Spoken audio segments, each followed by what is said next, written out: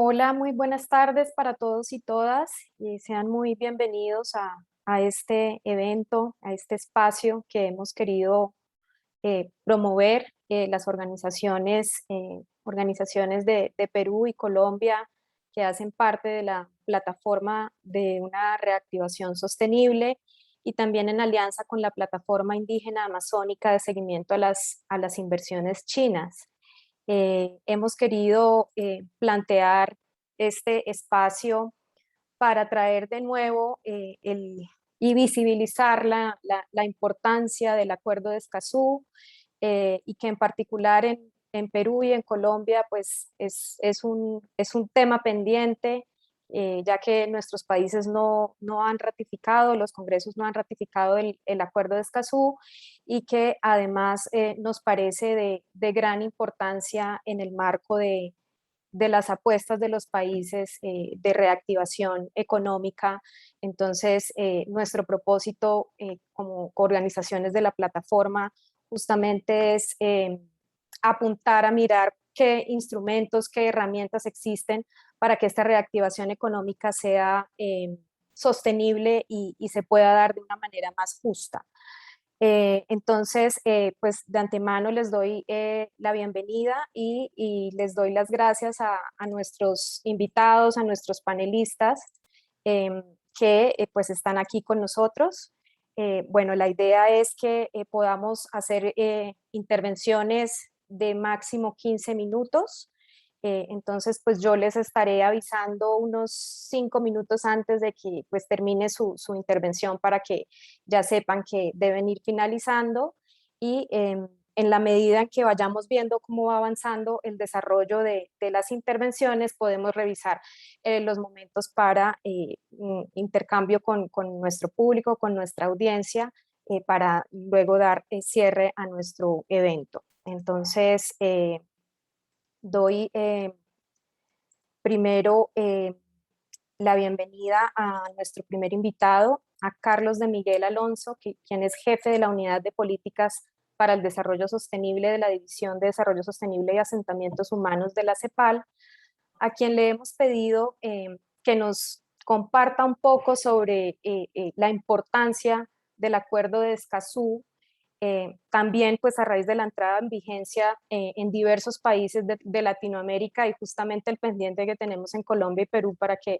sea ratificado y también cuál podría ser ese rol dentro de una reactivación económica pues sostenible y justa. Entonces, Carlos, muy bienvenido y adelante tienes la palabra. Buenas tardes a todos. Juliana, muchísimas gracias por la invitación. Es un placer. Que saludo también al resto de los amigos que van a estar participando hoy y a todos los que nos están escuchando. Yo quería referirme básicamente a tres elementos. Uno tiene que ver con la situación ambiental internacional, regional, y el segundo tiene que ver con lo que ha pasado en el periodo de pandemia y cómo modificamos estas situaciones en el futuro. Y ahí obviamente entraría en lo que es el Acuerdo de Escazú como una de las herramientas que nos podría ayudar a hacer las cosas mejor. Para los que nos escuchan, el Acuerdo de Escazú es el acuerdo regional sobre el acceso a la información, la participación pública y el acceso a la justicia en asuntos ambientales de América Latina y el Caribe, y es el primer acuerdo ambiental que tenemos en la región. Entonces, si ustedes ven un poco la realidad de lo que está pasando y ven las noticias, probablemente sepan que ha salido ya el primer dossier o el primer documento dentro de los que componen el sexto reporte del panel intergubernamental de cambio climático. Y ahí ya nos alientan de que el cambio climático ya es generalizado, se ha intensificado y los procesos son rápidos. Es más, hay algunos datos muy interesantes que básicamente lo que nos están diciendo es que la concentración de CO2 es la más alta en al menos los últimos 2 millones de años. El aumento del nivel del mar es el más acelerado en al menos los últimos 3.000 años. El retroceso de los glaciares es sin precedentes y el menor nivel en los últimos 2.000 años.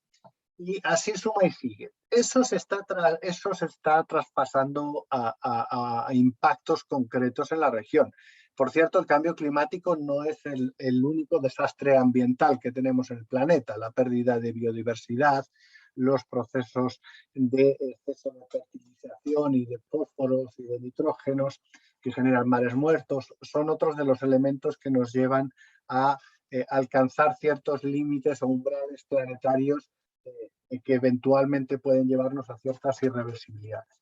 Pero yendo, por ejemplo, al tema de cambio climático, ustedes se habrán dado cuenta que en los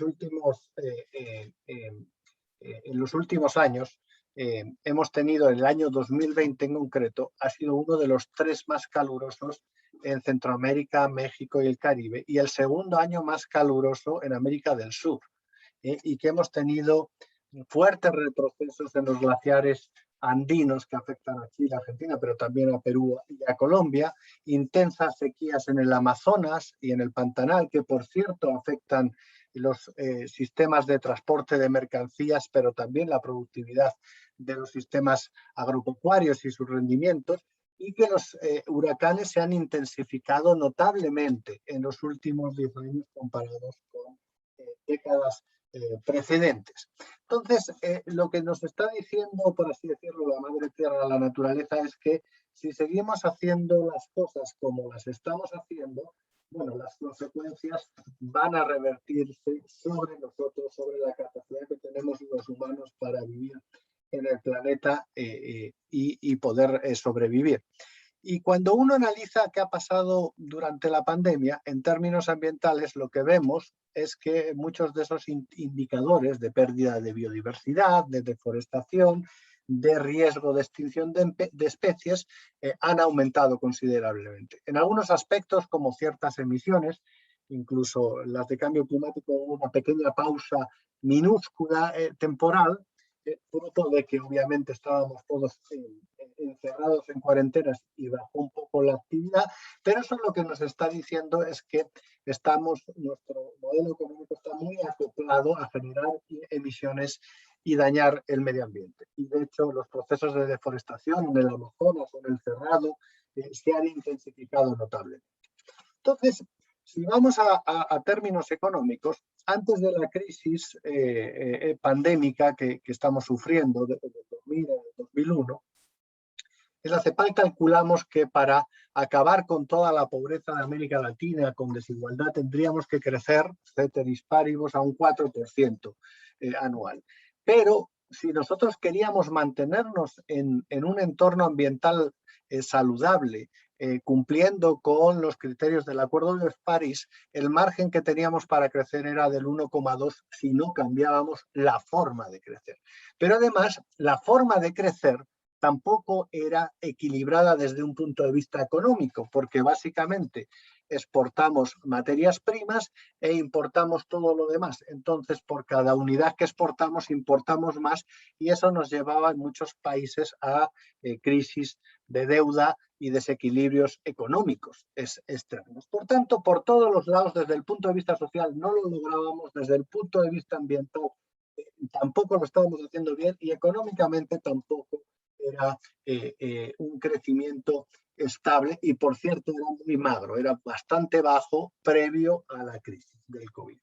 Entonces, digamos que la crisis del COVID nos abría una oportunidad a repensar el modelo, y con las políticas de estímulo que pudiésemos tener para enfrentar la pandemia, reenfocar nuestro modelo de desarrollo. ¿Pero qué ha ocurrido?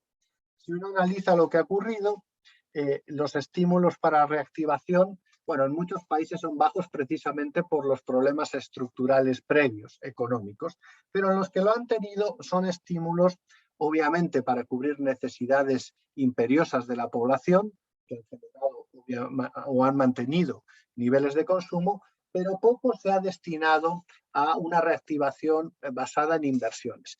Y las inversiones asociadas a la temática ambiental, y esto lo ha reportado recientemente el PNUMA, son apenas el 0,5% de las inversiones. Hoy precisamente lanzamos el estudio económico, y América Latina tiene cifras de inversión del 17% del producto, lo que es bajísimo a nivel internacional. El mundo está con cifras muy superiores al 20%, los países desarrollados del 22%, pero obviamente los países asiáticos mucho más, y por tanto no estamos invirtiendo en el futuro. Pero además, cuando invertimos, no estamos invirtiendo en aquellos sectores que son sostenibles desde un punto de vista ambiental. Las inversiones ambientales son notablemente bajas. Como decía el reporte de PNUMA, decía que era solo el 0,5%. Es decir, si nosotros queremos invertir para una vez hecho el esfuerzo de mantener la renta de la población, porque obviamente la pandemia ha incrementado los niveles de pobreza de la región, ya tenemos 209 millones de pobres en América Latina y el Caribe, una vez mantenidos esos niveles de renta, si queremos reactivar necesitamos inversiones, pero inversiones de otro tipo, inversiones que sean adecuadas a la temática ambiental. De hecho, en la CEPAL hablamos de varios sectores, entre ellos las energías renovables, la economía circular y otros, que son fundamentales para esa reactivación. Pero incluso desde el punto de vista del comercio, el comercio de bienes y servicios ambientales se ha reducido notablemente. El comercio internacional se ha reducido, pero en América Latina el comercio de bienes y servicios ambientales también ha caído. Y ha caído más que proporcionalmente. Si bien todo lo que es las importaciones y exportaciones se redujeron en la pandemia, las importaciones y sobre todo las exportaciones de bienes ambientales también se han reducido desde participaciones muy bajas. Y finalmente, otro elemento que nos preocupa durante la pandemia es que los gastos de protección ambiental, los presupuestos destinados para medio ambiente que tenían las autoridades ambientales, se han reducido a la mitad como proporción del presupuesto total. Se han reducido a la mitad, del 0,4% del presupuesto al 0,2% en América Latina y el Caribe. Es decir, no estamos desde el sector económico invirtiendo y focalizándonos en un comercio de bienes ambientales como energías renovables o aquellos sectores de economía circular o agua y saneamiento, y además los gastos hacia protección ambiental se han visto notablemente reducidos por precisamente una reasignación de recursos que no ha priorizado desde las autoridades la temática ambiental. Y en ese contexto, donde estamos focalizados a la crisis, también han surgido algunos otros indicadores muy malos desde un punto de vista, como decía, ambiental. Los defensores ambientales asesinados se han incrementado muy notablemente. El último reporte de Frontline Defenders dice que básicamente 3/4 de los defensores ambientales asesinados en el planeta son de América Latina. Previo a la crisis, los datos de Global Witness eran 2/3. Es decir, no solo han aumentado los asesinatos durante la pandemia, sino que ha aumentado la proporción que tenía América Latina de estos asesinatos. Y los indicadores de Estado de Derecho, de cumplimiento de la ley, también se han reducido en el 40% de los países de América Latina y si uno va, perdón, de América Latina y el Caribe. Y si uno va a América Latina, estas cifras son incluso mayores. Es decir, han empeorado los datos de estado, de indicadores de Estado de Derecho. Y mostraba yo tradicionalmente una lámina en la que se veía que hay una relación muy importante entre Estado de Derecho y desempeño ambiental. Entonces, si avanzamos en el cumplimiento del Estado de Derecho, mejoramos también los indicadores ambientales.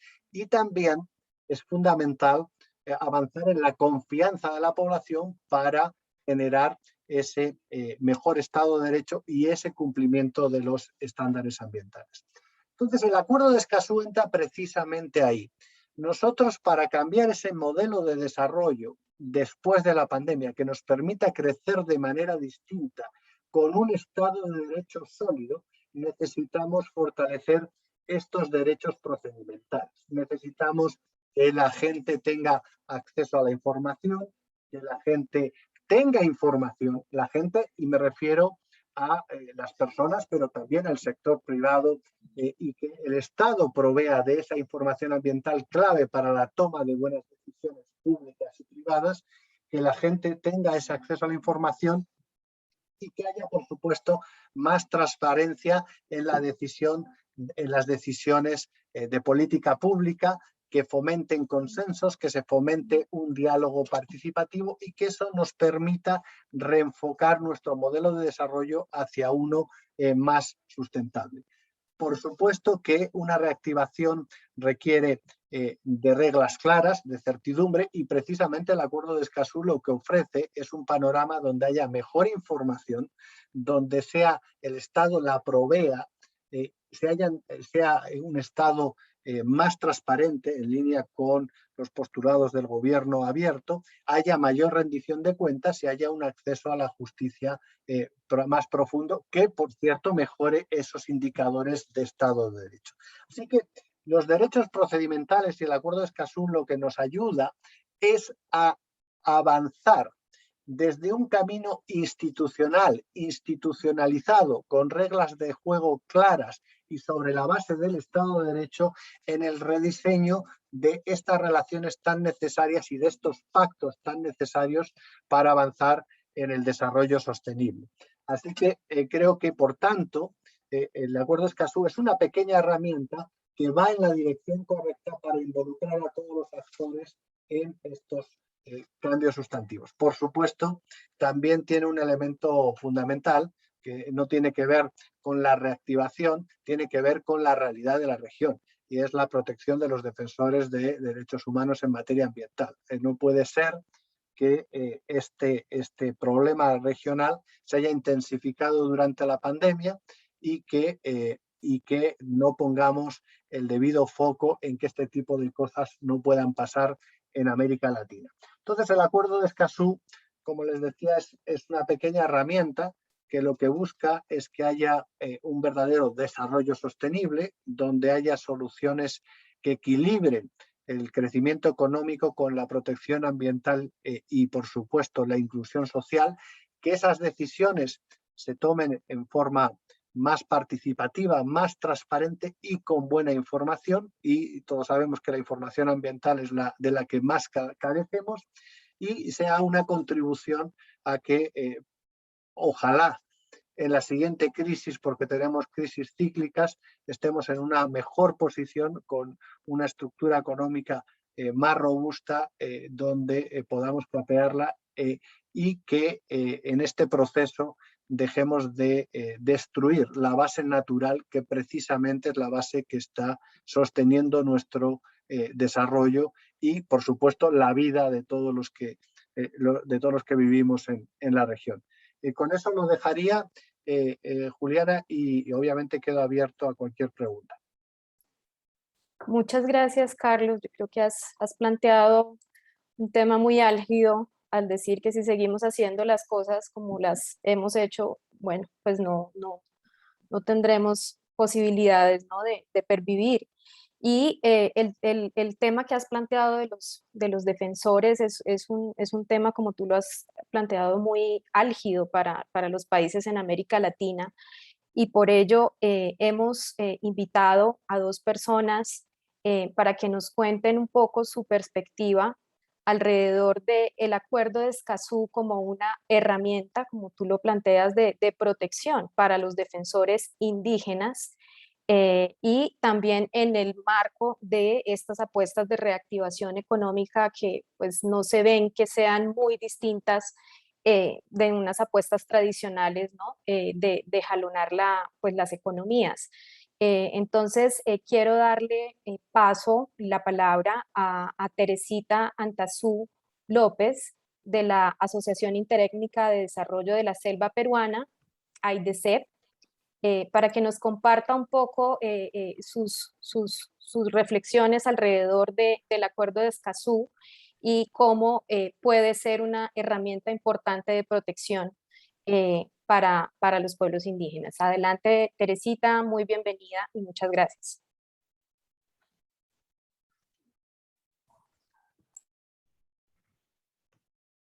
Muy buenas tardes a todos. aquí presentes. Es una oportunidad de poder conversar con ustedes, un tema bastante controversial, ¿no?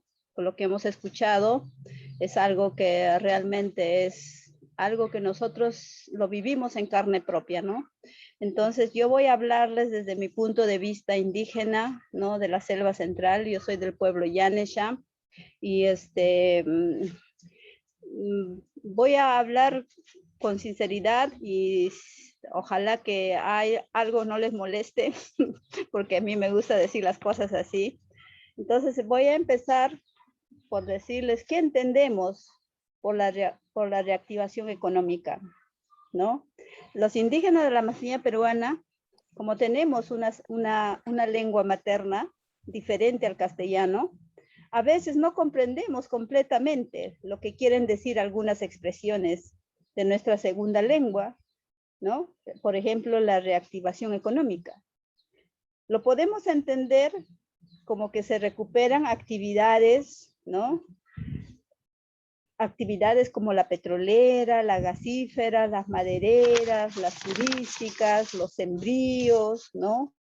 Las auríferas, las cocaleras, las palmas aceiteras, que se amplíen las carreteras, ¿no? Los aeropuertos, hasta los dragados en los ríos que circulen. ¿Eso es reactivar?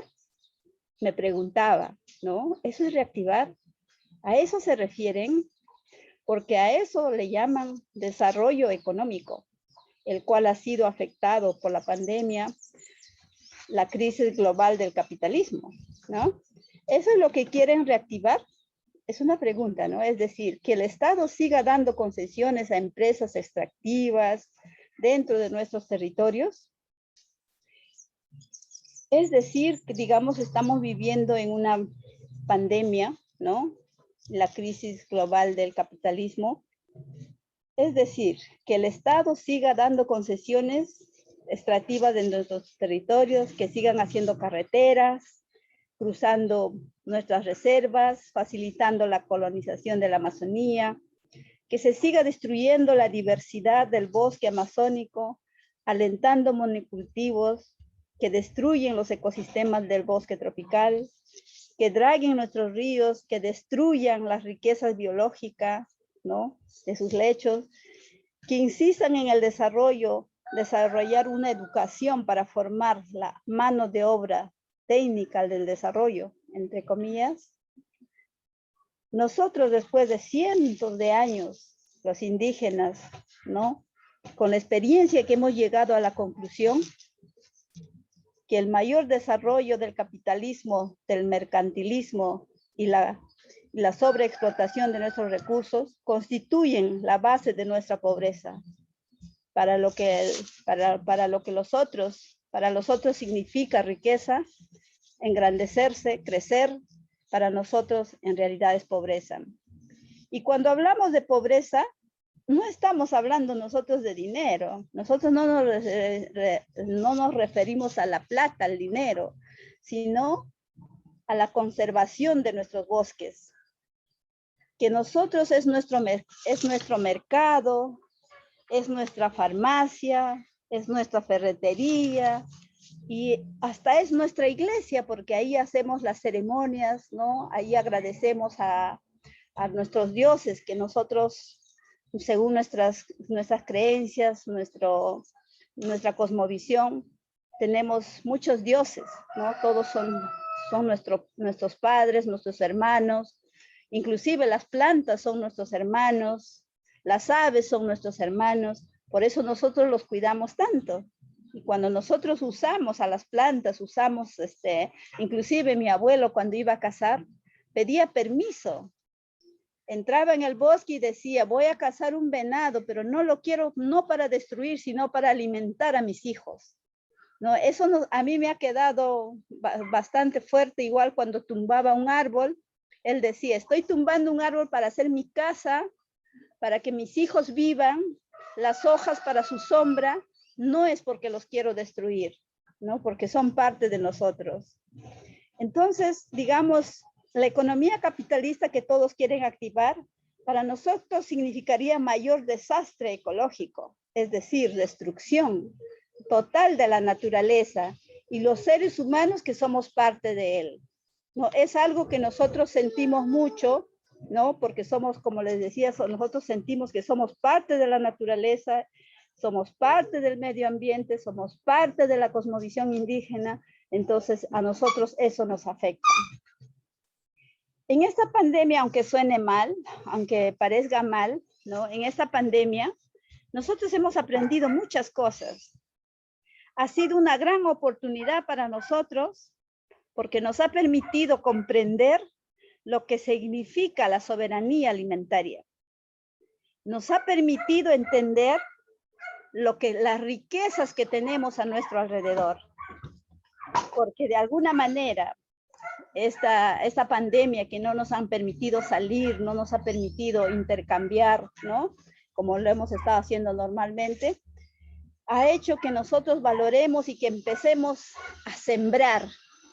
En algunos casos ya hasta nos habíamos olvidado porque siempre estamos en la tienda comprando el fideos, el pan, el atún, ¿no? Más fácil, pero al no poder salir nos hemos dado cuenta que nos estábamos olvidando de cómo nosotros hemos vivido nuestra soberanía alimentaria.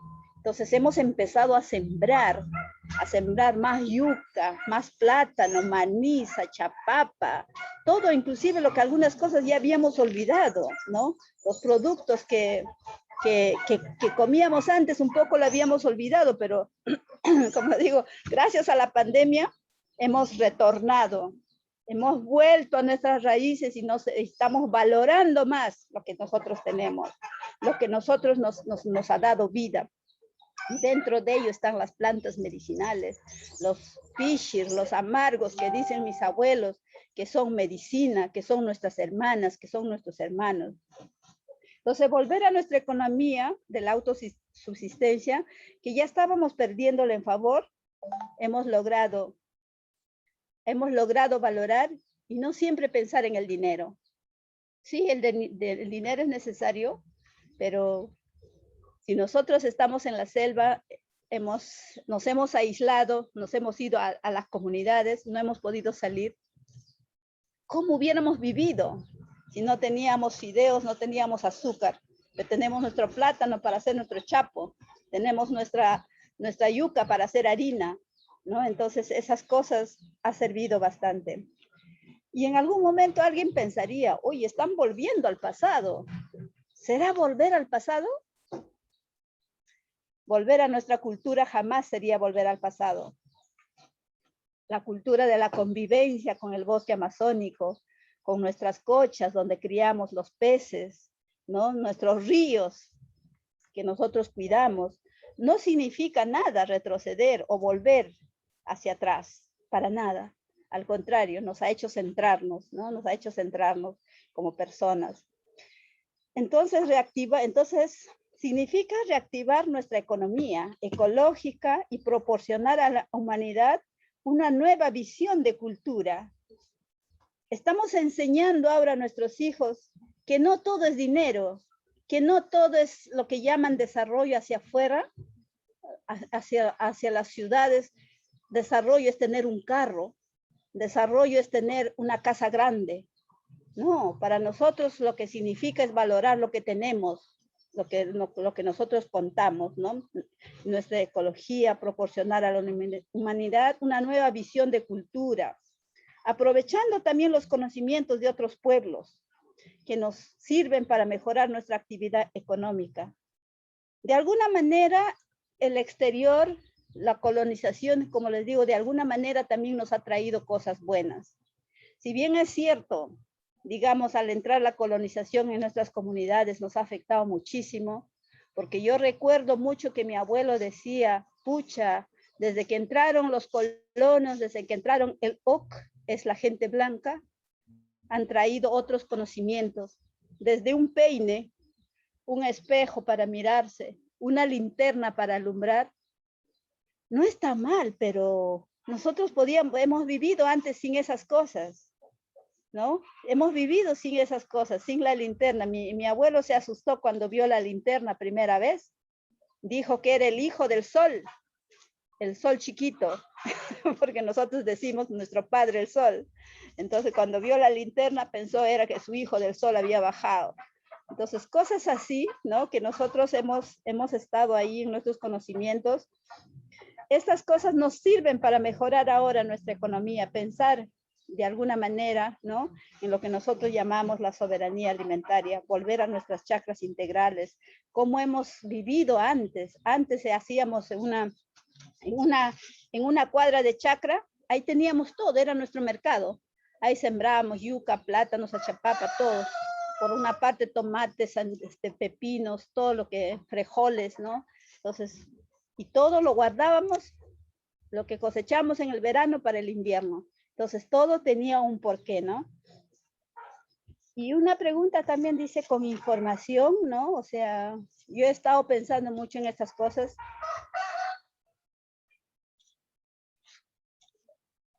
¿Sí?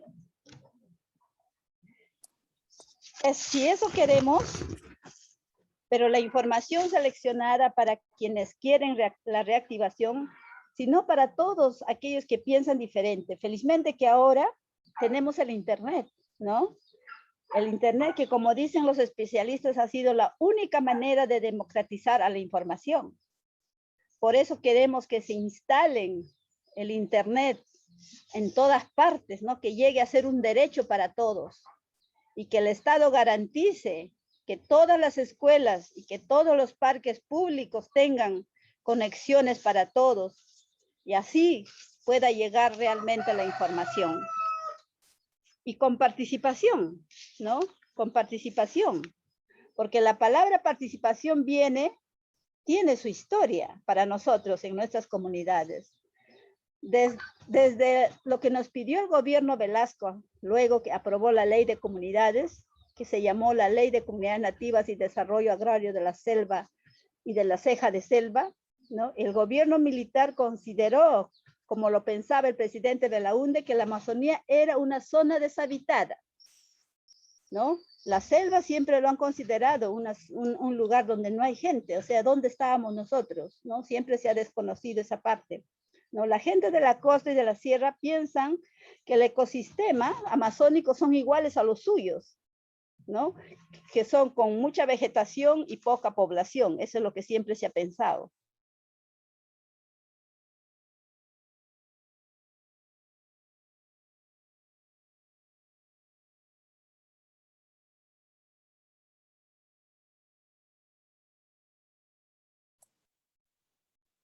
Bueno, creo que tenemos algunas dificultades con la conexión de Teresita.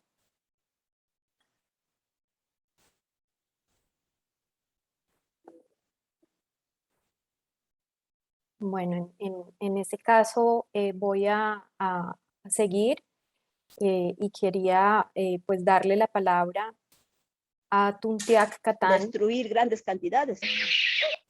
Entonces, Teresita.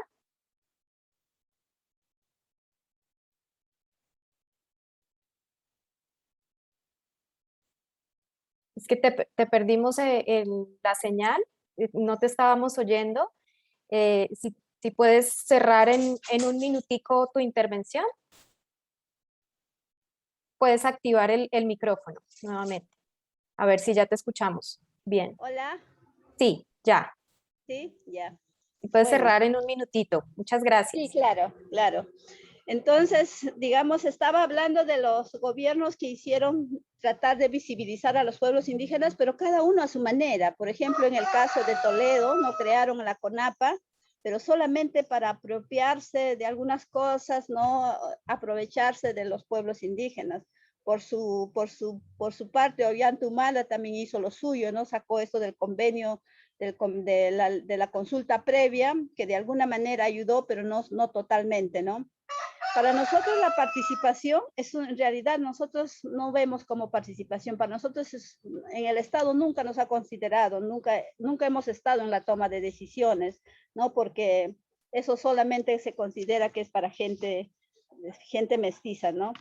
Y la justicia ambiental, nosotros, digamos, está estimado amigos, hablar de la justicia ambiental y reactivación económica es absolutamente para nosotros incompatible, ¿no? Los capitalistas creen que el crecimiento económico, ¿no?, es infinito, pero siguen sin reconocer nuestro planeta que es finito, ¿no? Eso lo está claro. Ya se viene diciendo desde los años 70 del siglo pasado, desde 1992, con la cumbre del Río de Janeiro, y es una evidencia que si seguimos manteniendo el modelo de desarrollo del capitalismo, estamos apostando por la destrucción del medio ambiente, en particular del bosque tropical, del que nosotros somos parte, somos hijos. Somos hijos de la madre tierra. Gracias.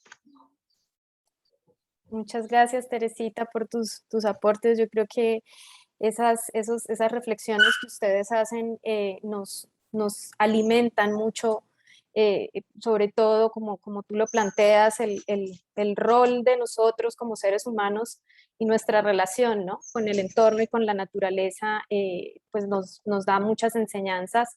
Y bueno, también en esta misma línea de escuchar, queremos darle la palabra a Tuntiak Catán, de la Coordinadora de las Organizaciones Indígenas de la Cuenca Amazónica, COICA, también para que nos dé su mirada respecto al Acuerdo de Escazú, si bien en el tema de la protección a los defensores indígenas o en los derechos que reivindica la información, la participación y la justicia ambiental.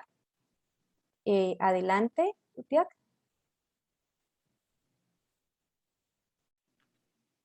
Buenas tardes. ¿Me escuchan? Sí, te escuchamos. Bienvenido, muchas gracias.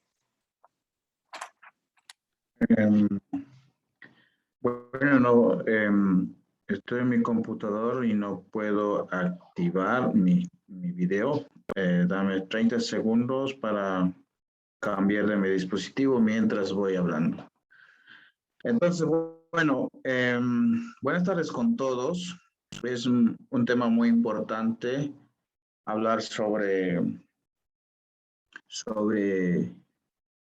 los derechos de pueblos indígenas en marco del Acuerdo de Escazú, en marco de las contribuciones que hacen los pueblos indígenas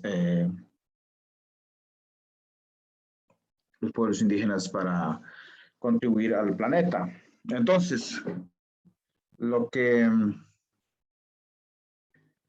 A ver. Entonces ya pude activar mi audio. Un ratito voy a salir del otro dispositivo. Ok.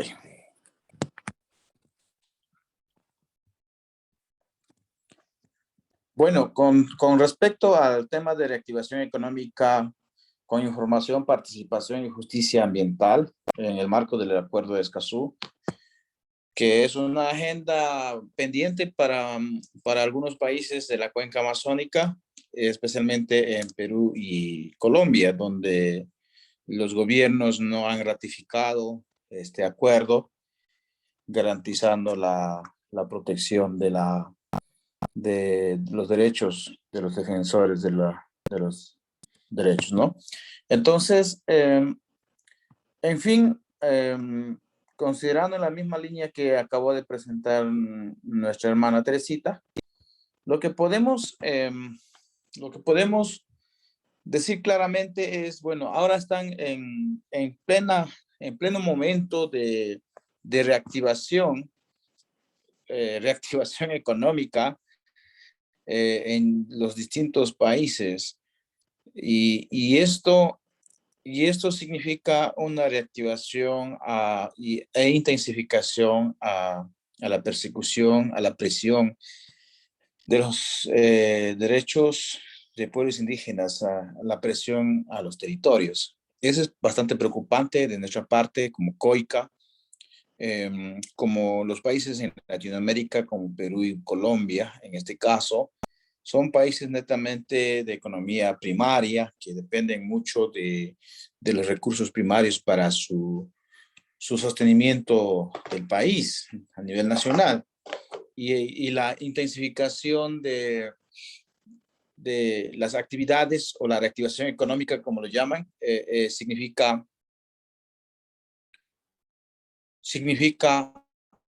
intensificación a las presiones a pueblos indígenas. En definitiva, tenemos un caso, por ejemplo, en Ecuador, un caso actual que está sucediendo estos días, es que el gobierno, por ejemplo, quiere reactivar el tema económico en el país, y eso ha significado intensificar actividades en el territorio de la cultura zápara. La cultura zápara es un pueblo que está en peligro, inclusive de desaparecer como pueblo, porque son muy poquitos, y su territorio está lleno de recursos extractivos como petróleo principalmente. Sin embargo, el Estado, el gobierno ha dispuesto a licitar esos territorios para la actividad petrolera. Entonces, como caso específico, como caso de estudio, la comunidad, así el pueblo en general, está poniendo una acción de protección, por ejemplo, porque es una de las vías que pueden usar este pueblo.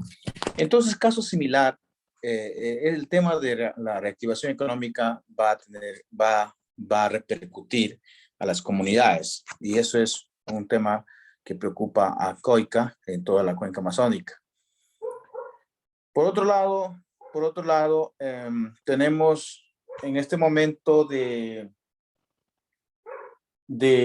preocupación mundial, la preocupación mundial, donde el tema de cambio climático es un eje importante, en el cual, qué bueno que los científicos recién se han dado cuenta y están diciendo que estamos llegando al punto de no retorno, y que posiblemente así dejemos de parar el extractivismo, vamos a tener repercusiones. Qué bueno que se dieron cuenta, porque nuestros chamanes ya sabían eso y siempre nos han dicho que los recursos no son limitados, y que la forma como estamos trabajando van a dañar y van a contaminar, van a dañar la vida. Entonces, esa es la parte que nos preocupa, porque por un lado, el mundo, por ejemplo, ahora están en el Congreso de Áreas Protegidas, después viene la conferencia de cambio climático, conferencia de biodiversidad, y todo el mundo, los gobiernos del mundo se comprometen a mantener y a reducir las emisiones, se comprometen a mantener la temperatura bajo o a nivel de 1.5 grados, que no suba más. Entonces, sin embargo, desde nuestra óptica, a pesar de la problemática ya identificado, a pesar que el mundo nos está llegando casi en el punto de no retorno, todavía se sigue intensificando en América Latina, en la cuenca amazónica, actividades extractivas que dañan a la naturaleza, que dañan la vida y también a las comunidades que viven ahí.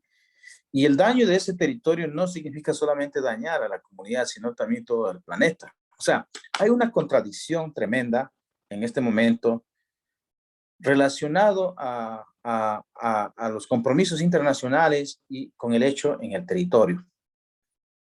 Por lo tanto, COICA está diciendo en este momento, y lo vamos a lanzar en estos días, que tenemos que proteger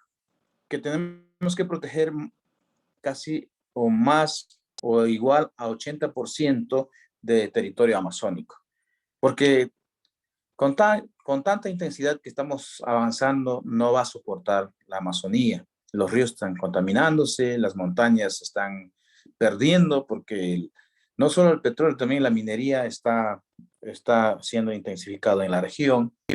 Y yo decía en una de mis ponencias estos días, mientras los países desarrollados en Europa y otros lugares están empeñados a recuperar a restaurar, a sanear lo que dañaron supuestamente a nombre del desarrollo en la Amazonía, en América Latina estamos empeñados básicamente a destruir.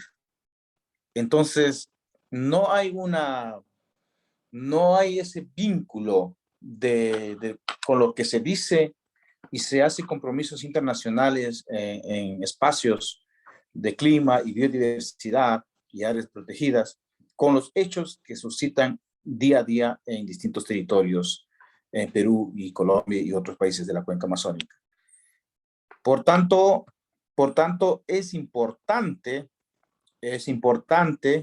una de las herramientas fundamentales es el Acuerdo de Escazú, que tiene que ser ratificado. Es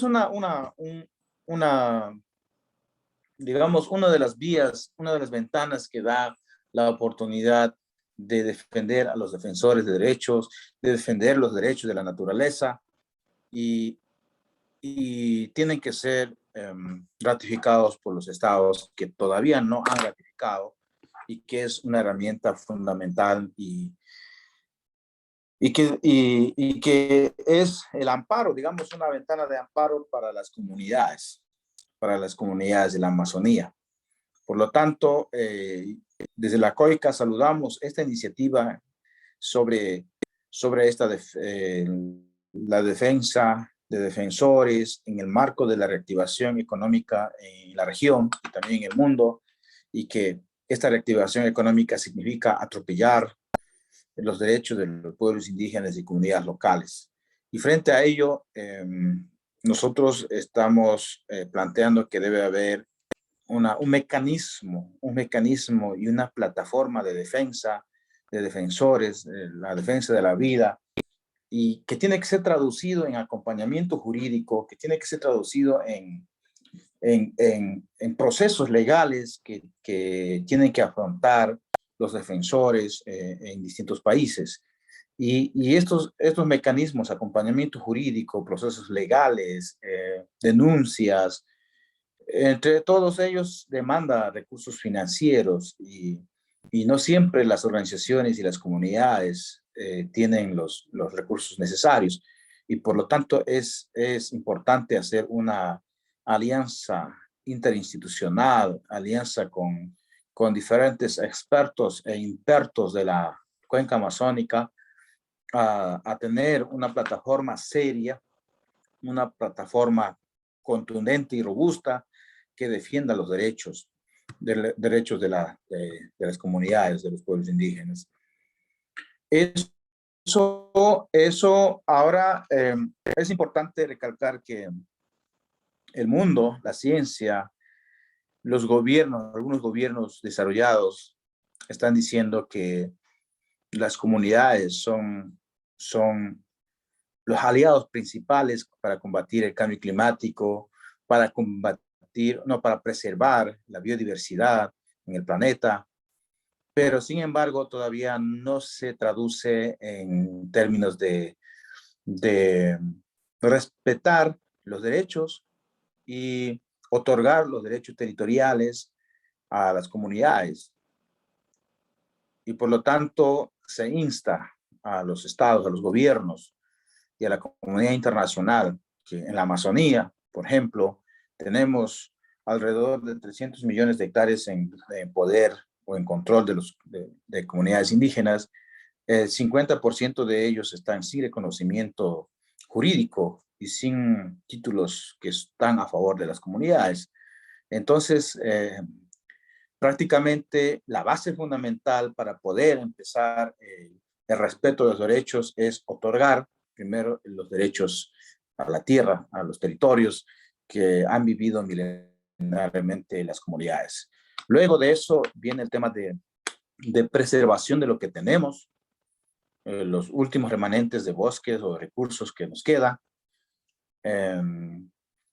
curar, sanear o restaurar, en otras palabras, lo que se ha dañado, lo que hemos dañado con actividades humanas, con actividades extractivas, sanear eso e impulsar iniciativas económicas con enfoque de derechos, con enfoque de pueblos indígenas, que nosotros llamamos economía indígena, que simplemente es reciprocidad, respeto, y potencializar esa relación entre la naturaleza y las personas. Eso, entonces, finalmente, la base fundamental para que todo lo que estamos hablando acá se lleve a cabo y no quede solo en el discurso es ratificar el Acuerdo de Escazú y lo que han ratificado, poner en marcha acciones concretas en defensa de los derechos colectivos e individuales de las comunidades indígenas, en defensa de la naturaleza, y que los compromisos internacionales que adoptan los gobiernos en distintos marcos de cambio climático, biodiversidad y otros, sean cumplidos y ejecutados en el territorio, en los territorios nacionales, con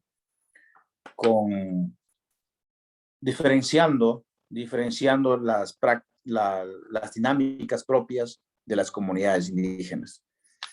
Eso, de nuestra parte, estamos avanzando con el impulso del programa de defensa de defensores, porque esto nos está garantizando, nos está protegiendo a los defensores de derechos. Desde COICA estamos convencidos que si nosotros, los pueblos indígenas, no nos paramos firmes, prácticamente los gobiernos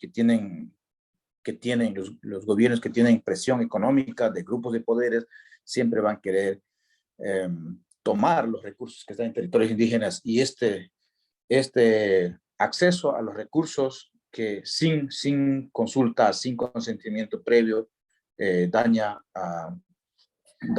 digamos, no solo a las comunidades, sino también perjudica a la humanidad y al planeta. Hasta ahí.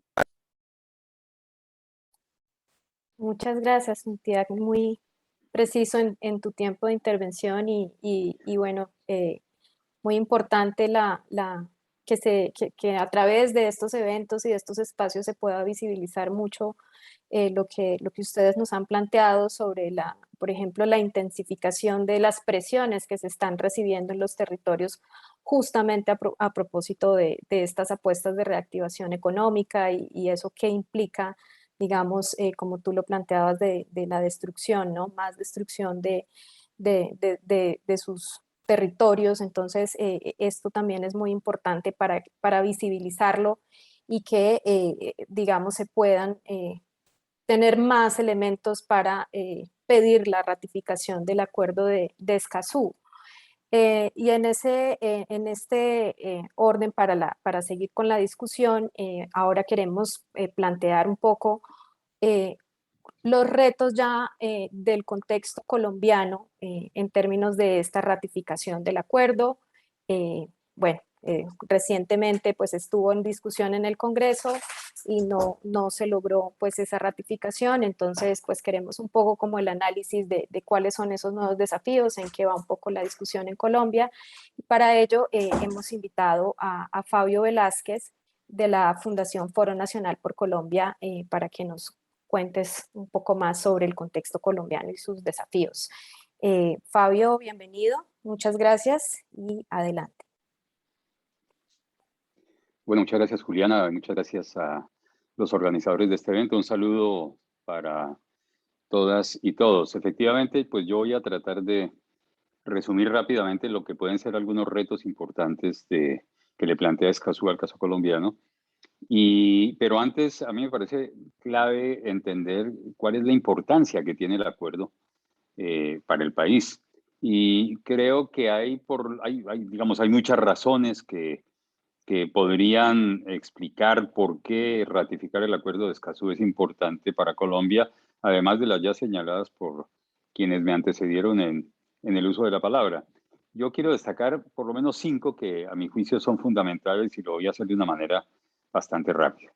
En primer lugar, me parece a mí que el acuerdo de Escazú introduce un nuevo enfoque sobre los temas ambientales. Esto no ha sido muy discutido porque, digamos, el debate político ha estado muy centrado en lo que hemos llamado los mitos en torno al acuerdo y a la deconstrucción de esos mitos. Pero me parece importante señalar que Escazú introduce un nuevo enfoque sobre los temas ambientales, temas que, digamos, hasta ahora se venían tratando más bien en una óptica desde el punto de vista, digamos, del papel de la naturaleza y del entorno, de la naturaleza como entorno humano, y también un enfoque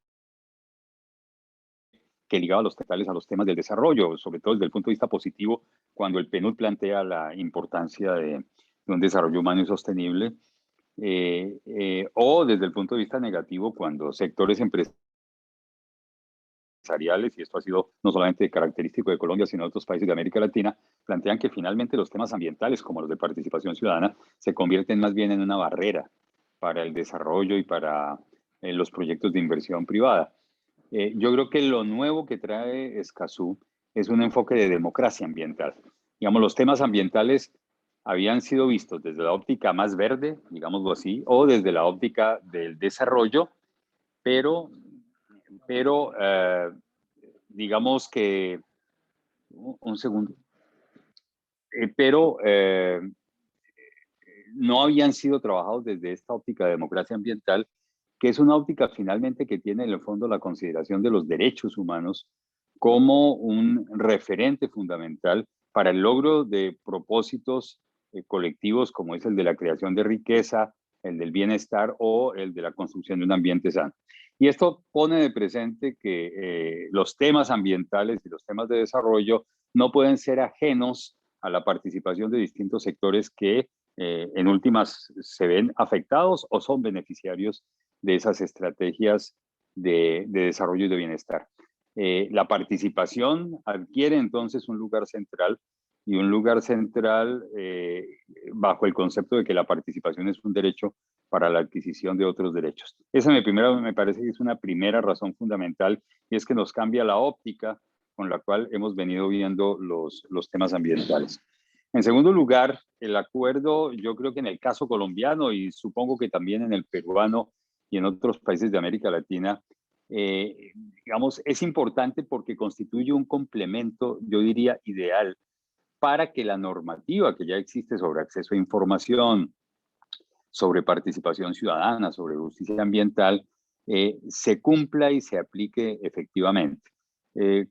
Muchos han criticado el acuerdo porque dicen que es un acuerdo que no genera ningún valor agregado, en tanto estos países ya tienen una legislación suficiente sobre temas de relaciones de derechos. Sin embargo, hay que señalar que en primera instancia que no necesariamente esas normas han sido pensadas para los temas ambientales, algunas sí, otras no, pero sobre todo que ha habido barreras de carácter económico, social y sobre todo institucional y político y cultural que han impedido una aplicación de esas normas. Y lo que hace el Acuerdo de Escazú es, digamos, poner un ingrediente, un condimento que puede ayudar a que esas normas no solamente se cumplan, sino que sean efectivos resultados. Voy a poner un ejemplo muy sencillo.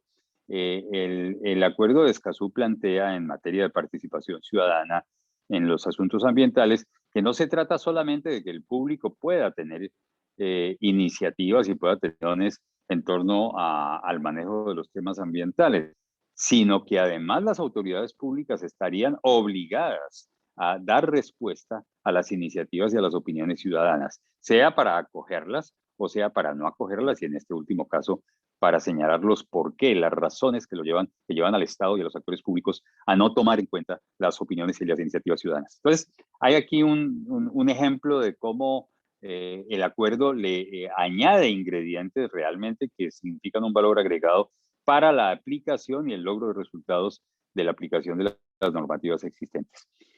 Un tercer motivo que me parece muy relevante también para los países de América Latina y en particular para Colombia es la idea de que Escazú le otorga un rango muy especial a los grupos más vulnerables de la sociedad, no solamente como sujetos de derechos, sino como sujetos de atención especial por parte del Estado. Y esto es relevante en Colombia por muchas razones, pero quiero destacar dos que a mi juicio son las más evidentes. En primer lugar, porque en Colombia es uno de los países con una mayor brecha socioeconómica, no solamente en América Latina, sino en el mundo. Es decir, en un país con grandes desigualdades y altos niveles de pobreza, condicionados por la pandemia, pues un acuerdo como Escazú, digamos, establece unos estándares que obligan al Estado a tomar más en cuenta a aquellos sectores más vulnerables y que han sido más la crisis, tomarlos en las decisiones aquí suficientemente, y no la voy a desarrollar, es que qué más vulnerables que los líderes ambientales y las lideresas ambientales que son víctimas de amenazas, asesinatos, etc. El acuerdo de Escazú, pues como ya se ha dicho y reiterado esta tarde, pues es un acuerdo que tiene como uno de sus focos fundamentales la protección y la defensa de los liderazgos ambientales. Y ahí me parece que este es un punto importantísimo desde la lógica de la contemplación de los grupos más desfavorecidos, más vulnerables, puesto que, reitero, qué más vulnerable que un líder social y una lideresa que está amenazado simplemente porque reivindican el derecho al medio ambiente. Una cuarta razón, a mi juicio, que le da relevancia al acuerdo de Escazú, es que pone los criterios ambientales en su lugar, es decir, al mismo nivel que otros criterios para la toma de decisiones en torno a los modelos de desarrollo del país. En el caso colombiano, no conozco a fondo el caso peruano, pero en el caso colombiano esto es relevante por una razón. En Colombia hubo un entusiasmo por los temas ambientales en los años 90, incluso un poco antes, pero sobre todo a partir de la creación del Ministerio de Medio Ambiente en el año 93, porque sería un elemento de innovación importante dentro de la gestión pública que iba a incorporar una dimensión que hasta el momento había sido marginal y que en adelante, al darle un rango de ministerio, pues iba a tener no solamente articulaciones y respaldos nacionales y de política pública, sino además respaldos financieros y políticos. Y eso ocurrió, digamos, en los primeros años después de la creación del Ministerio del Medio Ambiente. En cambio de siglo, el ministerio perdió realmente jerarquía dentro de las instituciones gubernamentales. Y eso se vio reflejado no solamente en la reducción de sus presupuestos, sino en la poca importancia que los criterios ambientales tuvieron en las grandes decisiones del desarrollo. Particular desde mediados de la primera década de este siglo, cuando comenzó a impulsarse toda la política de estímulo a la explotación de recursos naturales no renovables como base para la economía nacional. En ese momento, esta fundamental era esa, la de convertir incluso a Colombia en un país petrolero y minero por esencia, y en ese momento los temas ambientales y los criterios ambientales como criterios de contra y de prevenir el desarrollo desbocado de una economía extractiva, pues simplemente fueron relegados a un segundo plano y las cuestiones ambientales perdieron jerarquía. Yo creo que el acuerdo de Escazú es muy importante para recordar que esos criterios en Colombia son de suma importancia y que deben tener igual valor que los mismos criterios, digamos, de costo-beneficio económicos y que los criterios sociales. Y finalmente yo creo que una razón ya más práctica, pero que no deja de ser importante en Colombia en torno a Escazú, es que, digamos, ya comienza a haber ejemplos de entidades gubernamentales que en Colombia comienzan a incorporar el espíritu, así el acuerdo no haya sido ratificado por pública. Es el caso de la Agencia de la Autoridad Nacional de Licencias Ambientales, que ya tomó una decisión institucional de incorporar el espíritu y los parámetros de Escazú en la gestión de las licencias ambientales. Me parece de gran importancia, es quizá una excepción extraña dentro del actual gobierno, pero de todas maneras muy valiosa por lo que significa, es decir, por y la importancia que le otorga un acuerdo que pone de presente la necesidad de avanzar en materia de información ambiental, de acceso a información, de acceso a la participación y a la justicia ambiental. Bueno, estas 5 razones son algunas entre las de muchas que hay para sustentar porque en Colombia y otros países de América Latina es importante incorporar y ratificar el Acuerdo de Escazú y convertirlo en una herramienta no solamente de la gestión ambiental, sino del comportamiento ciudadano frente a los temas ambientales. ¿Cuáles serían entonces, digamos, en ese marco, los retos que tendría? Y yo pienso también que el número 5 nos da la clave. Yo creo que hay 5 minutos, como que son los minutos que me faltan para terminar esta intervención. Son 5 los retos básicos que encuentro en este puesto, pero a mi juicio los más importantes. El primero, por supuesto, es la ratificación del acuerdo. Y es uno de los retos más difíciles. Yo no sé si el más difícil. Hoy estamos en una escalada de villas de parte.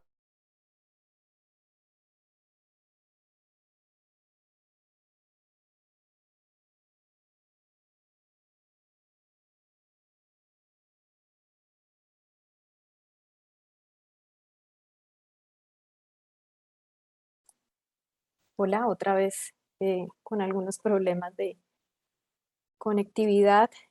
Bueno, mientras vemos si Fabio puede volver a conectarse, pues les vamos invitando a que si tienen algunos comentarios adicionales o preguntas, alguno de las intervenciones nos las puedan hacer por el chat. Estamos un poquito apretados de tiempo, pero igual para aprovechar a nuestros panelistas podemos hacer un tiempito adicional y unas intervenciones cortitas luego ahorita en una última ronda para cada uno de los panelistas.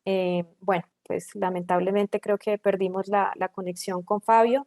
Entonces nos quedó viendo los 5 retos. Veremos si logra volverse a conectar, pero mientras tanto le doy la palabra a César Gamboa de DAR, quien nos va a hablar sobre aparte de una publicación llamada Derrumbando mitos y visibilizando los retos para la implementación del Acuerdo de Escazú en el Perú. Entonces, César, puedes Muchas gracias, Juliana. ¿Se me continuar. escucha bien, no? ¿Se me escucha ¿Sí? bien? Sí, sí. Ok, gracias. No, yo voy a aprovechar el tiempo porque creo que tenemos que correr. Pero bueno, voy a tratar de no repetir lo que han dicho los demás panelistas. Yo elaboré una presentación en el marco de una publicación que recientemente hemos difundido y donde tiene un capítulo sobre el temor hacia el Acuerdo de Escazú. No voy a repetir, creo que ya la historia la conocemos porque muchas de nuestras organizaciones, muchos de nosotros estamos participando activamente, no solamente desde la etapa de negociación, sino también en estos últimos años de intentar que este acuerdo se ratifique, ¿no? Entonces, y además creo que Fabio y los demás panelistas ya mencionaron muchos de estos temas, pero hay que repetirlo porque lo que está ocurriendo con el Acuerdo de Escazú en el marco de una serie de tensiones, ¿no? De intereses políticos, sociales, económicos, lastimosamente, es por eso muy importante leer el contexto, es que hay una dualidad discursiva, ¿no? Entre lo que se plantea como finalidad en la forma y lo que realmente estos grupos que están a veces en contra del acuerdo tienen como interés, ¿no? Hay que mencionar que el acuerdo es un acuerdo internacional, como se lo dijo al inicio, es un acuerdo internacional de derechos humanos, el primer acuerdo regional en temas ambientales, ¿no? Es un acuerdo de gestión de los recursos naturales, ¿no? Y por tanto no se va a discutir cómo los países lo gestionan, sino cómo los ciudadanos tenemos derechos y los estados obligaciones para reconocernos ciertos derechos en ese proceso de gestión, pero no se va a tratar sobre temas de disposición de recursos naturales. Tanto en Perú como en Colombia, y creo que esto sigue la línea histórica de una posición a favor de los derechos humanos, y en realidad no está planteando cambios paradigmáticos como lo vamos a ver después, ya que las discusiones en nuestros países, sobre todo en los congresos, hoy día se ha dado en la Comisión del Senado colombiano o en Perú el año pasado, se planteaban una serie de características que no están dentro de lo que se tiene dentro de lo que se tiene como contenido dentro del tratado internacional. Entonces, rápidamente, simplemente para tener el contexto, estamos en un contexto obviamente que no favorece, ¿no? Este debate de fondo. No podemos seguir teniendo argumentaciones políticas sin sustento, ¿no? Ni políticas ni jurídicas, ¿no? Creo que hay elementos importantes que creo que ya se han mencionado, ¿no? Preocupaciones, digamos, honestas, de buena fe con respecto a los alcances del tratado internacional sobre todo alrededor de la soberanía de los recursos naturales, y también, obviamente, el alcance de estos derechos, si son, como decía Fabio, una complementariedad, una adicionalidad, o como, bueno, algunos han criticado, como una duplicidad, ¿no? En el marco legal, y eso implicaría un retroceso, una incapacidad de los estados para poder desarrollar sus obligaciones en relación a estos derechos de acceso ambiental. La primera discusión no la voy a ahondar, pero la hemos vuelto a escuchar el día de hoy en la Comisión del Senado colombiano, en Perú, lo escuchamos el año pasado.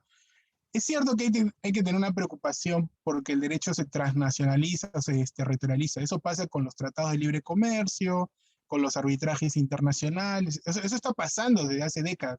No comienza con Escazú, pero parece ser que hay una gran preocupación por qué eso ocurre con Escazú, y en el caso de Escazú eso no va a ocurrir. No es que se esté trasladando un poder a un organismo internacional para que decida sobre nuestros recursos naturales, ¿no? Se ha mencionado que vamos a perder el 50% de la Amazonía, etcétera. Eso no es así. Si uno lee los artículos del Tratado Internacional que disponen el arreglo de controversias o disputas entre los países que son miembros del acuerdo, no se plantea nada parecido, sino sobre discusiones relacionadas a la interpretación del acuerdo, ¿no? No quiero ahondar en esto porque la verdad es que cuando vamos a ver después, esto queda un poco más clarificado con respecto al texto del acuerdo, ¿no?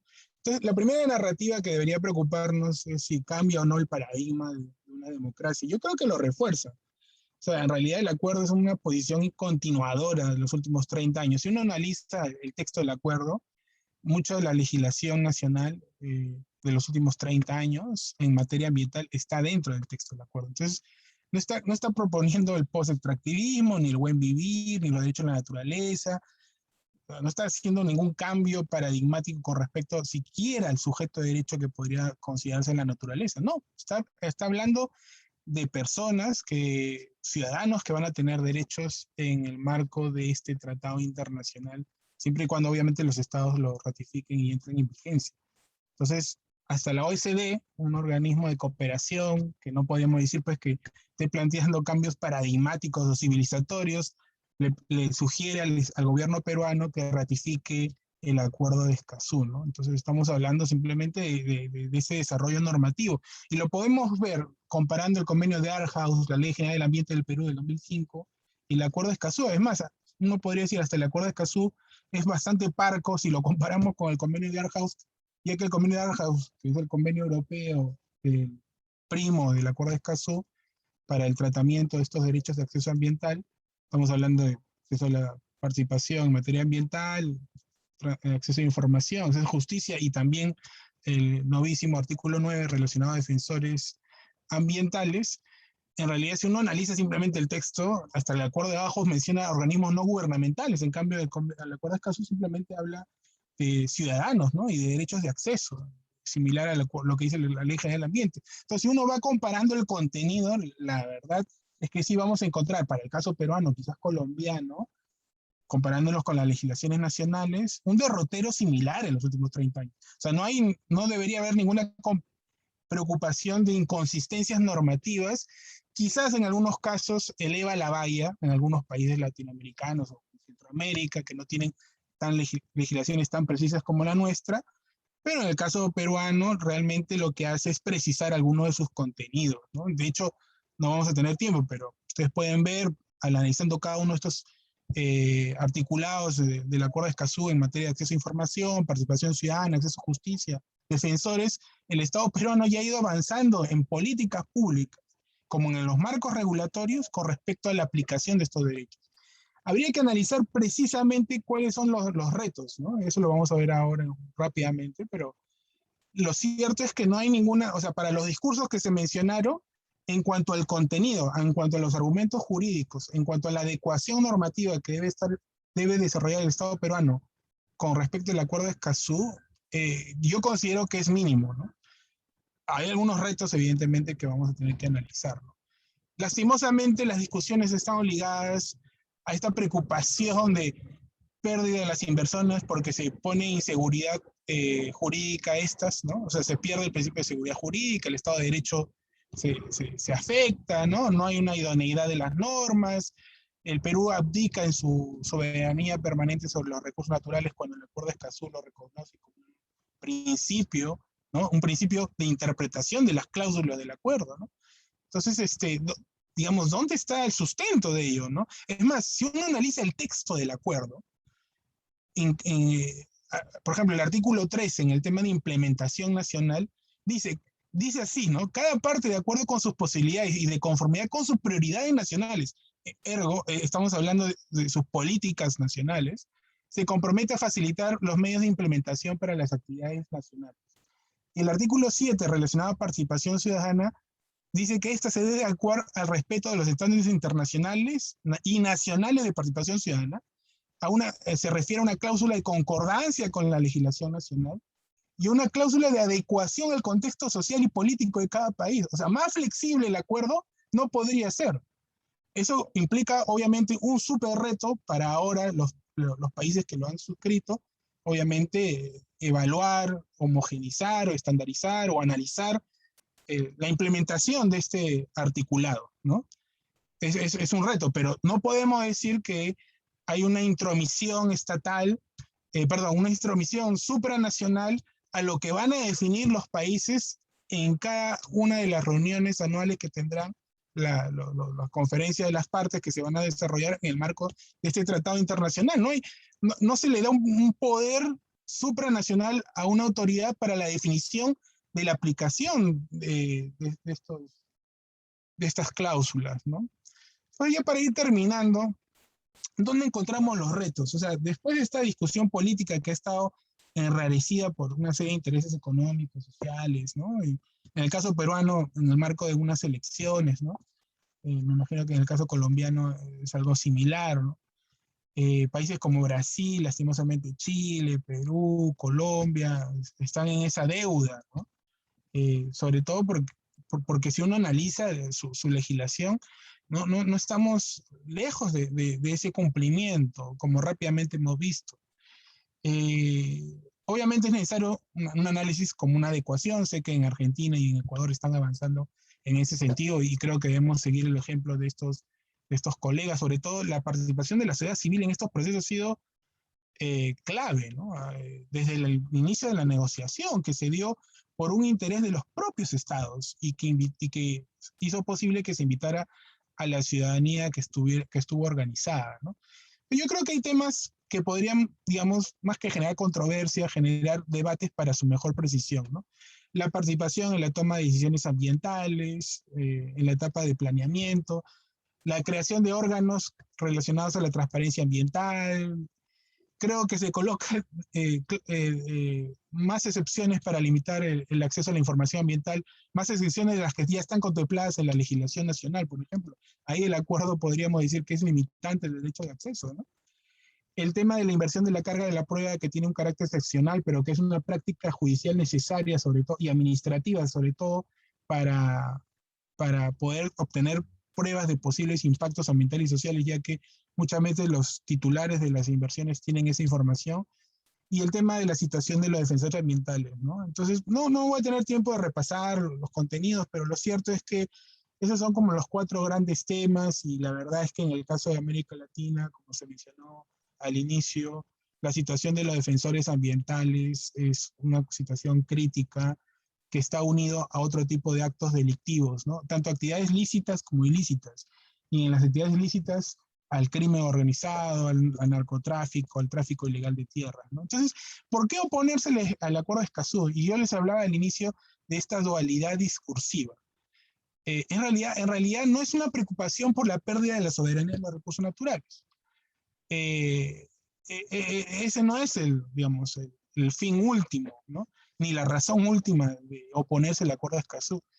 Como les decía, hay un contexto político, pero desnudando los mensajes de ese contenido, es que hay una preocupación que deberíamos decir legítima, de que al convertirse este tratado internacional parte del derecho nacional de Perú o de Colombia, va a tener una doble protección, ¿no? Una protección constitucional y una protección convencional. Es decir, vamos a sustraer al legislador la capacidad de moldear o no estos derechos de acceso y van a estar protegidos estos derechos o concretizados dentro del ámbito, dentro del paraguas constitucional y convencional. Y por ende va a ser muy difícil que el legislador o la autoridad administrativa pueda incumplirlos o siquiera desnaturalizarlos, ¿no? Entonces, esa es la gran preocupación porque implicaría, obviamente, desde el punto de vista privado, una inserción de costos al cumplimiento del derecho a estos derechos de acceso ambiental que no tienen en algunos casos para Perú o para Colombia o en sus propias prácticas, no los tienen incluidos, ¿no? Finalmente, creo yo que ese es uno de los temas principales de esta preocupación que lo hemos visto en otras agendas que están relacionadas al tema de transparencia, por ejemplo, en el EITI o en la elaboración de los planes nacionales de acción de empresas y derechos humanos, etcétera, ¿no? Entonces, hasta que no hablemos sinceramente y honestamente sobre estos temas con los distintos actores involucrados, creo que no vamos a superar estos problemas para su implementación. Sin embargo, obviamente la sociedad civil va a estar dispuesta a dialogar y a debatir y esperamos que eso sí sea en los próximos años, sobre todo con este nuevo gobierno y este nuevo Congreso que impulsen esta discusión del Acuerdo de Escazú. Muchas gracias. Gracias, César.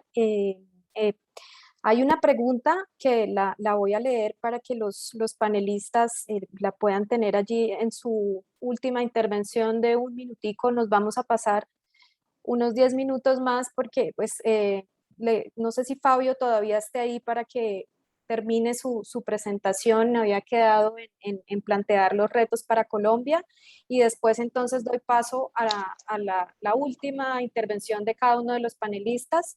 De acuerdo a la pregunta, pues que si los que les parezca que puedan responder, ¿cuáles creen que son los grupos de poder que están en contra de la aprobación del Acuerdo de Escazú? ¿Y qué incentivos podría funcionar para su aprobación? Entonces, se los dejo también a todos los panelistas. Fabio, te dejo para que termines y luego sí hacemos la última ronda. Bueno, muchas gracias y les pido excusas por este pequeño técnico. El primer reto es el de la ratificación del acuerdo y es uno que ha tenido el gobierno y que hoy se ratificó en el evento de control político sobre el acuerdo de Escazú. La viceministra de Relaciones, perdón, la vicepresidenta y además ministra de Relaciones Exteriores dijo todo el tiempo que sí, pero al final dijo que no. Es decir, su posición fue, bueno, tenemos que ver cuáles son los posibles riesgos que tendría la aprobación antes de meternos en este lío. Mejor dicho, ya comenzó a plantearle al país que el gobierno no está muy de acuerdo con el asunto. Así, el viceministro de Ordenamiento Ambiental y el propio ministro de Ambiente y Desarrollo Sostenible hayan dicho después que hay un interés en la ratificación del acuerdo, pero que obviamente antes de presentar el acuerdo al Congreso van a tener que hacer una ronda de socialización entre el 9 de septiembre y el 14 de octubre para obtener consensos o tratar de llegar a consensos y luego sí presentar un proyecto de acuerdo acorde con esos consensos. Eso significa que antes de noviembre no se estaría presentando el proyecto de ley y su ratificación, digamos, tendría que pasar por un rápido proceso debido a que en Colombia, no sé si es el mismo caso en Perú, los congresistas trabajan bastante poco. Entonces, ese es el primer reto. El segundo me parece a mí que es lo que hemos llamado el bajar el acuerdo a los territorios.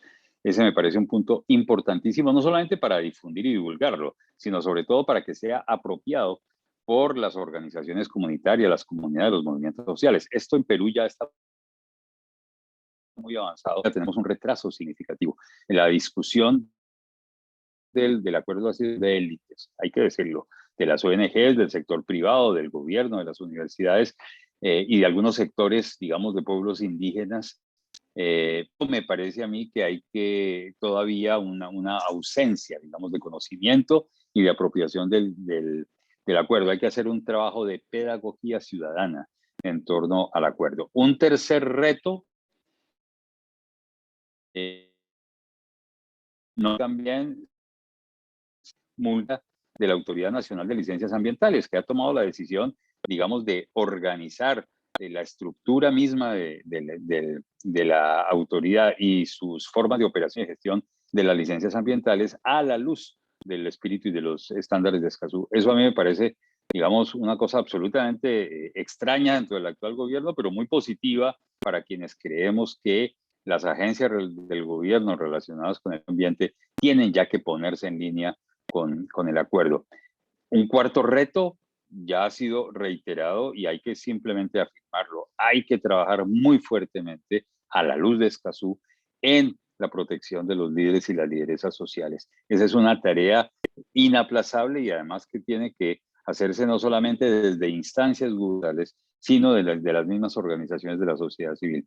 Y finalmente hay una cosa que ha pasado un poco de agache en la discusión del acuerdo de Escazú, por lo menos en el caso colombiano, pero que no deja de ser importante, y es la creación de instancias judiciales especializadas en el tema ambiental.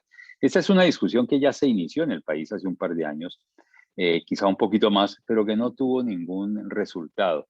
En este momento en Colombia no existen tribunales ambientales especializados y por lo tanto las decisiones judiciales en torno a los temas ambientales son decisiones que, como los abogados lo han planteado aquí en Colombia, son de baja calidad porque no hay un personal especializado que conozca a fondo los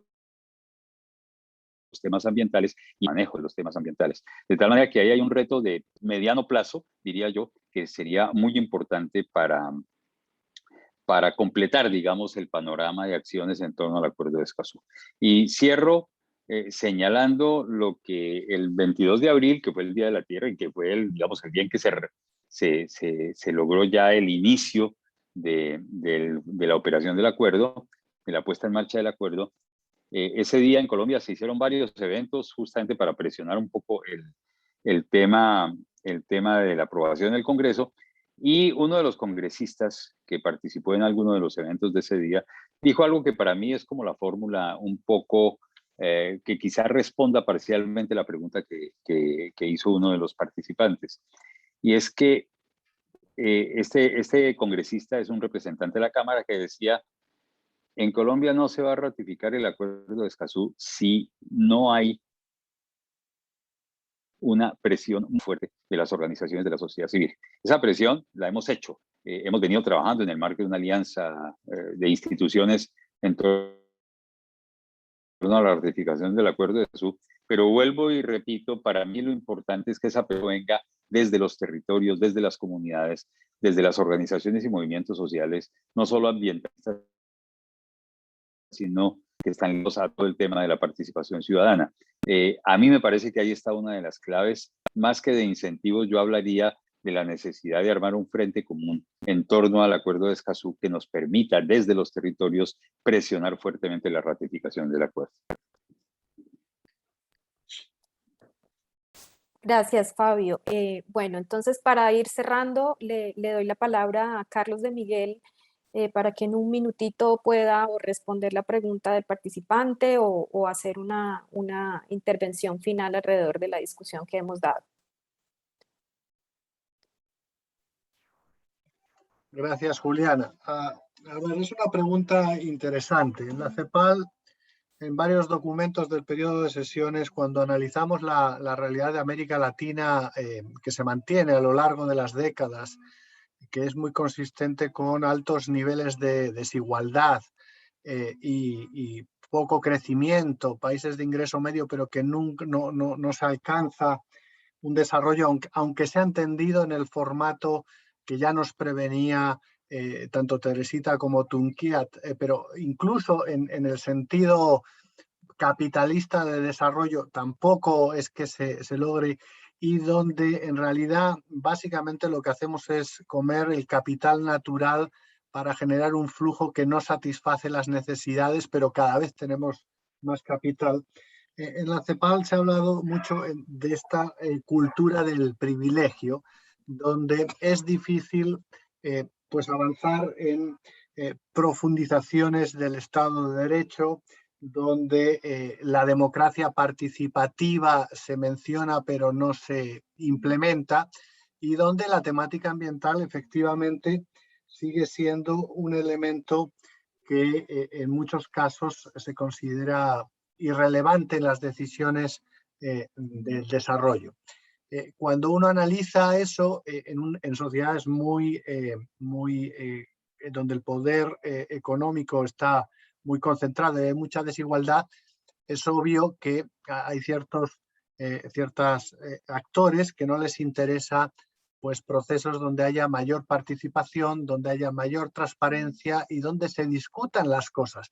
Por cierto, que en un modelo capitalista se habla siempre de competencia perfecta, de mayor información, de que no haya asimetrías de información, que por cierto es algo que también persigue el acuerdo. Entonces, obviamente, aquellos que están detrás de actividades como las que han explotado más todavía durante la pandemia, ilegales, asociadas a la extracción de recursos naturales, bueno, no van a ser facilitadores del acuerdo.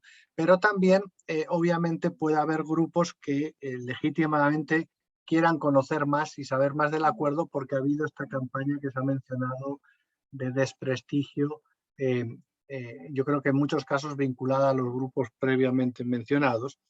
Y creo que para ellos hay que explicar el acuerdo, leerlo con tranquilidad, leerlo conjuntamente, porque como se ha dicho acá, César lo ha mencionado muy bien, la realidad es que el acuerdo no es que cambia el paradigma de las cosas que se han ido avanzando en la región.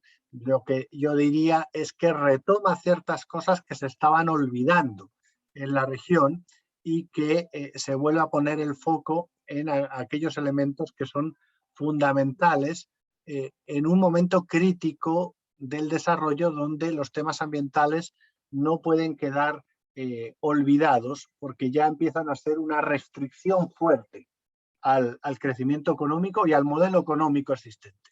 Entonces, creo que es fundamental que podamos dialogar con todos los grupos que eventualmente tengan ciertas dudas, pero va a haber ciertos grupos, aquellos que piensan que el medio ambiente es una restricción al desarrollo, que los que piensan que la participación no es buena, son costos, y demás que eventualmente van a ser difíciles de convencer.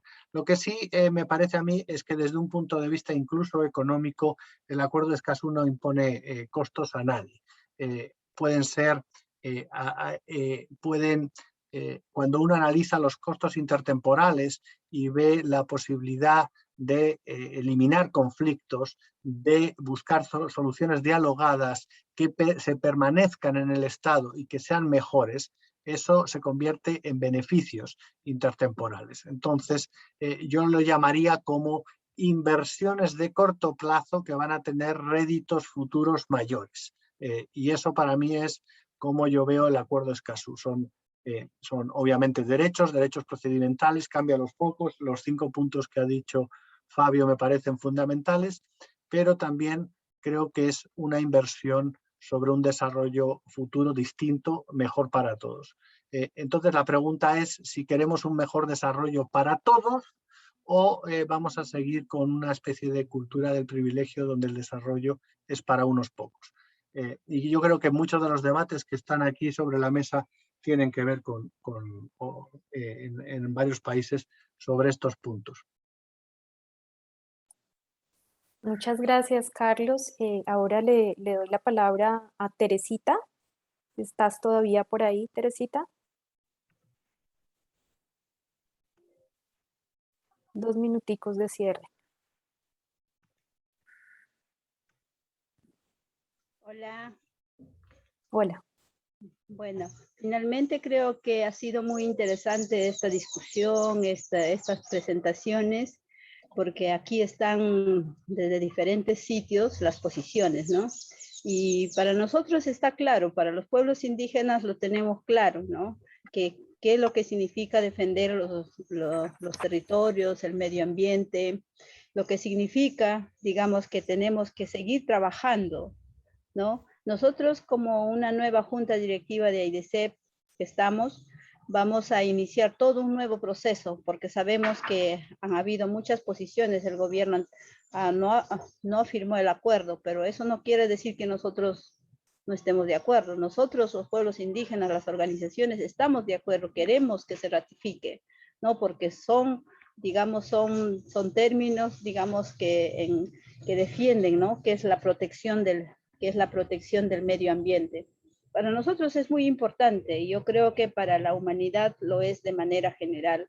Yo he escuchado digamos, hablar de leyes, hablar de, digamos, de cómo se podría hacer, qué es lo que podría hacerse.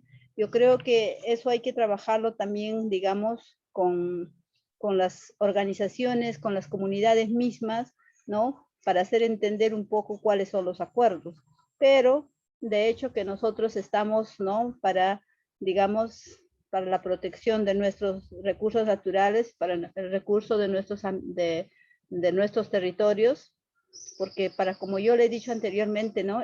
Para nosotros es todo, es nuestra casa, es nuestro huerto, es nuestra ferretería, es nuestra farmacia.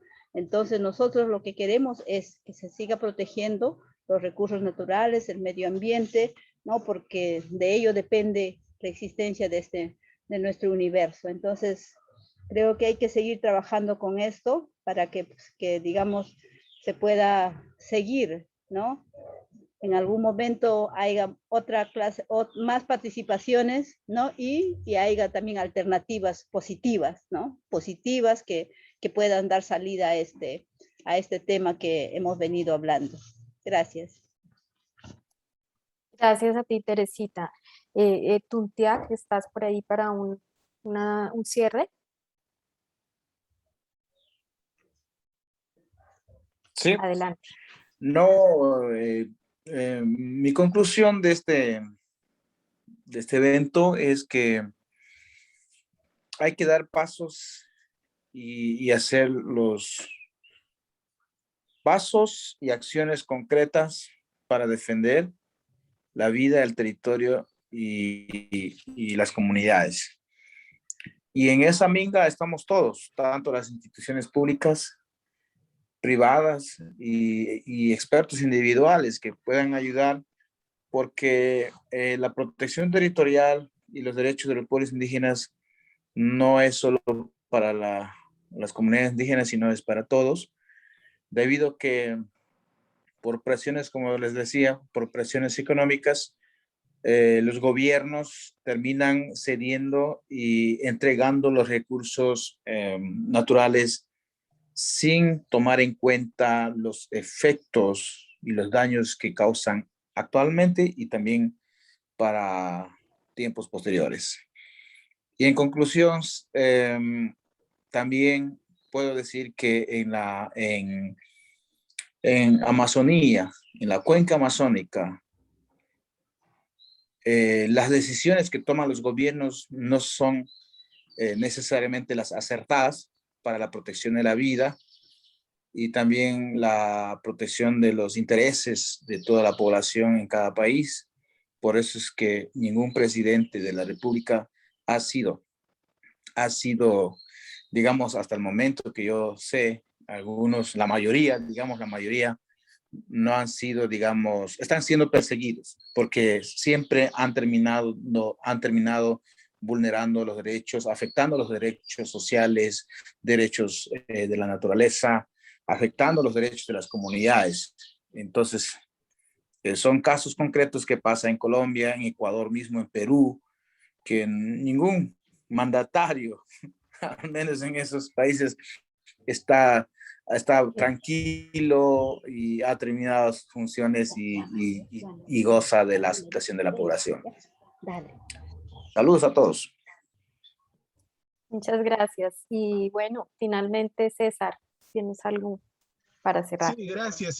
No, primero agradecer a la CEPAL, a Carlos, Fabio, a todos por estar presentes y por permitirnos debatir rápidamente sobre este tema. Yo, la verdad que creo que se quedan muchas cosas en el tintero, ¿no? Es un tema pendiente en Colombia como en Perú.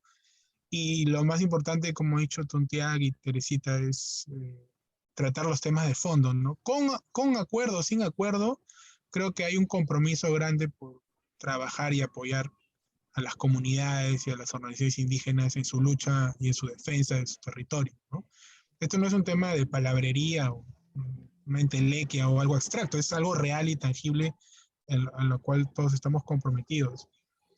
¿Cómo convencer al sector privado? Es un tema pendiente, creo que va a ser difícil, ¿no? En el caso peruano, quizás la OECD, postular a la OECD sea una oportunidad, así como otros tipos de palancas para poder hacerles entender que están a veces asumiendo una posición poco sostenible, ¿no? O sea, tener una visión de desarrollo sostenible es abandonar justamente visiones economicistas, ¿no? De- lo decía Carlos de Miguel, o sea, es una inversión a largo plazo, obviamente todo tiene un costo, pero la idea es que nos enriquezcamos y esto lo hemos visto durante la pandemia, ¿no? Desarrollo implica gobernanza, desarrollo implica concretización de derechos, desarrollo significa adecuar mi interés particular a un interés general para que todos podamos ejercer derechos fundamentales, ¿no?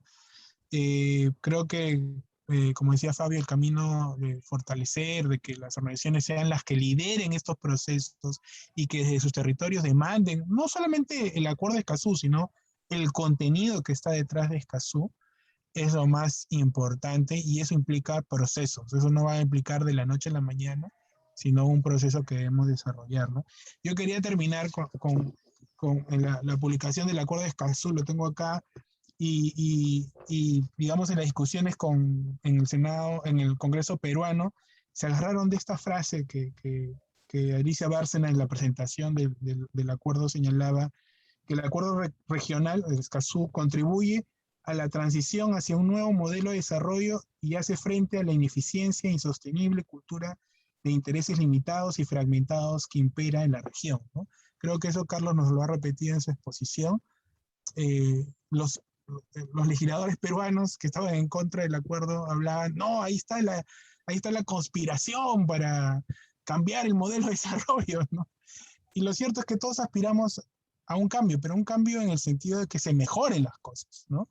Estamos hablando de que en el caso peruano un modelo de hace 30 años y que hay temas de inequidad y sostenibilidad que todavía no se solucionan. Entonces, hacia eso debemos ir. Muchas gracias.